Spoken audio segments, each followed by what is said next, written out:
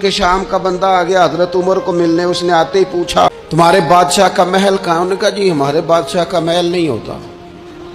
ہمارے ہاں لوگوں نے سمجھ لیا نا کہ روب شاید کپڑوں کا ہوتا ہے، روب شاید گاڑیوں کا ہوتا ہے، بنگلوں کا ہوتا ہے، بہت بڑی کوٹھی کا روب ہوتا ہے. اور نہیں بھائی، روب تو بندے کے کردار کا ہوتا ہے، اس کے افکار کا روب ہوتا ہے.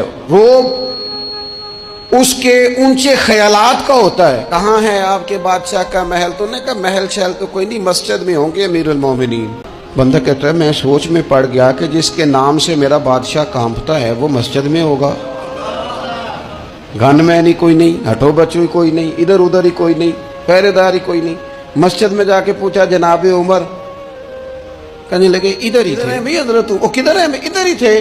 کہنے لگا میں حیران ہو گیا، یہ بادشاہ کی بات ہو رہی ہے.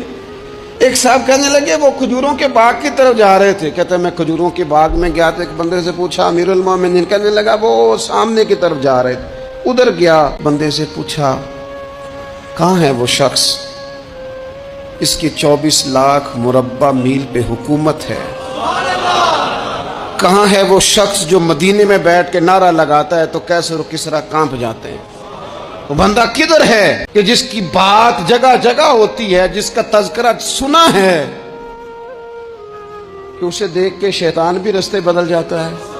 انہوں نے کہا وہ دیکھ رہے ہو کھجور کے درخت کے نیچے کنویں کے ساتھ مٹی کا ڈھیلا تکیے کی جگہ رکھ کے وہ جو تامت باندھے کرتا پہنے سویا ہے وہی تو فاروق اعظم ہے.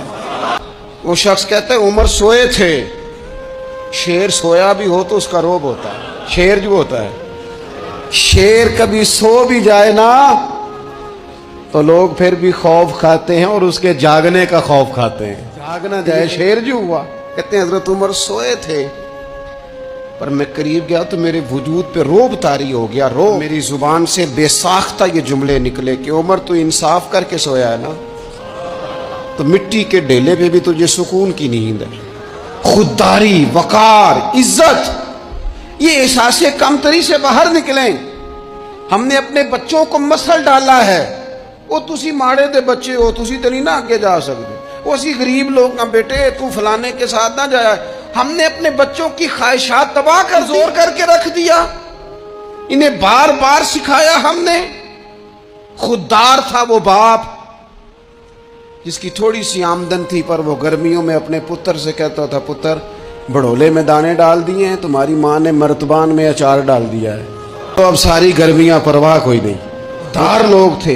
لیکن آج یہ دین غالب ہونے کے لیے آیا ہے. مسلمان نے غالب ہونا ہے. یہ تھوڑا اپنی ذات سے اٹھ کر جب سوچے گا نا، بڑی بات کرے گا، بڑی سوچ پیدا کر مزاج ہوگا، کھلا اس کا دل ہوگا، تو پھر نا یہ ذرا سر اٹھا کے جیے گا.